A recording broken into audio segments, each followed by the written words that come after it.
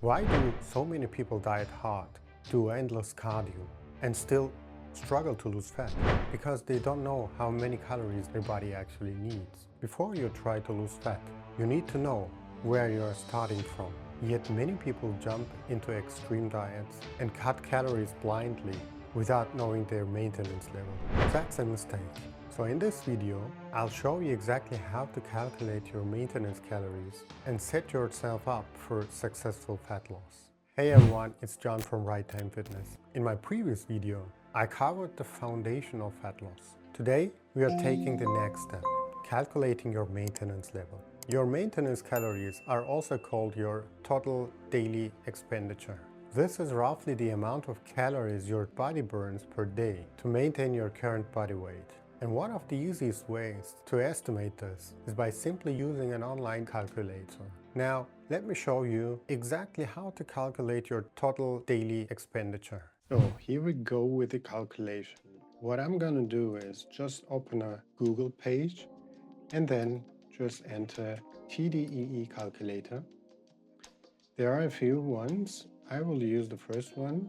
So here you can see the factors. So what we are going to do is choose your gender and then just enter, for example, if you're a 35-year-old man, you're 5'10", which means 178 centimeter, and you weigh around 198 pounds, which is 90 kilograms, and you work out 1 to 2 times a week, which is considered as light exercise. And body fat, as you see, is optional. You don't have to. So just hit the calculate button. It's that easy. So, which means in this case, if you're a 35-year-old man for the given specifications, your maintenance calories will be 2,500 calories per day. If you were to exercise moderately, as you see here, your TDEE would have been slightly more than this one. So if you want to cut, which is losing fat in our case, your cutting calories would be around 2,000, which is a 500 calorie per day deficit from your maintenance of 2,500 calories. If you say 500 calories is for me too much, okay, then you will start with 300 or 400. I wouldn't go above this one anyway. For the bulking, which is the system basically to put muscle mass on, would be the opposite. You have to be, I would say, 300 to 400 calories plus per day from your maintenance of 2,500 calories, but you can do it exactly like 300 to 400 calories. So that's it. Now, this is important. These calculators are not perfectly accurate. They provide estimates, not exact numbers. Your actual maintenance calories can vary based on several factors, including muscle mass, daily movement and activity levels, recovery and sleep quality, lifestyle habits, genetics, and overall energy expenditure. But even with these limitations, TDEE calculators are still an extremely useful starting point. They give you a solid estimate that you can use to begin with your fat loss, maintenance, or muscle building journey, and then adjust based on your real-world results. Now that you know your maintenance calories, the next step depends on your goal. If your goal is fat loss, you need to eat below your maintenance and create a calorie deficit. As I mentioned in my previous video, which is this one, you can watch it, a deficit of around 300 to 500 calories per day is a great starting point for a sustainable fat loss journey. For example, if your maintenance level is 2,500 calories, eating 2,000 to 2,200 calories per day would put you in a calorie deficit. If your goal is to build muscle, you'll need to eat slightly above your maintenance level while following a proper strength training program.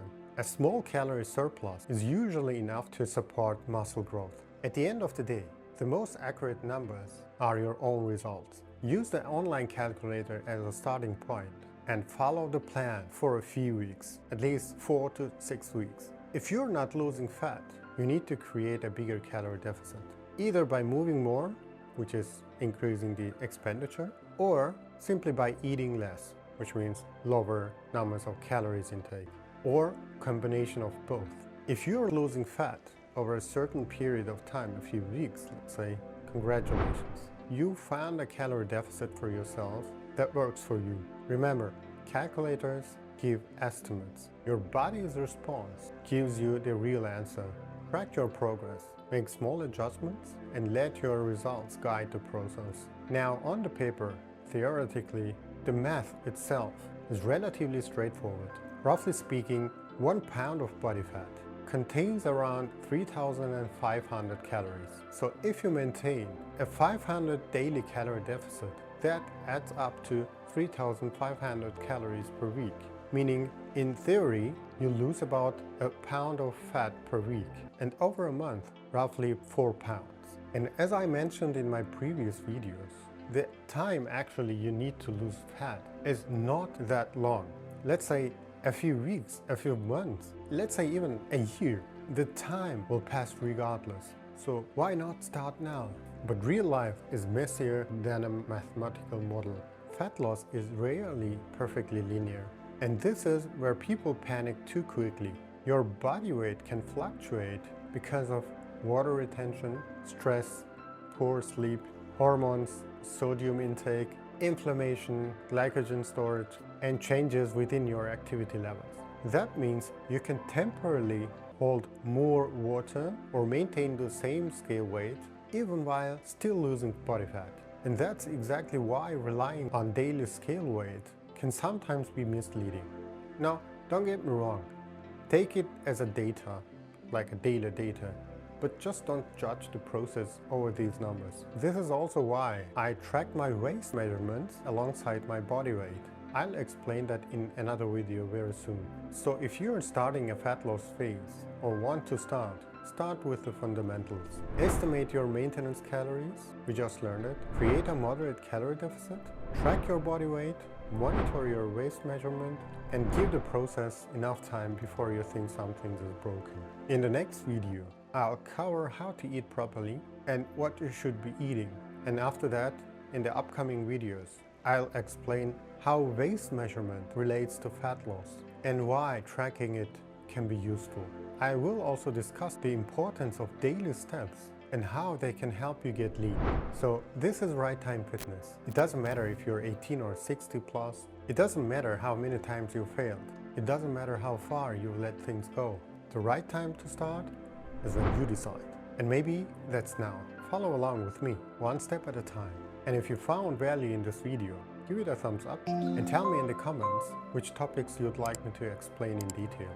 And if you're committed to improving your fitness and health, be sure to subscribe. I will continue sharing practical, straightforward advice without hype. Take care and see you in the next one.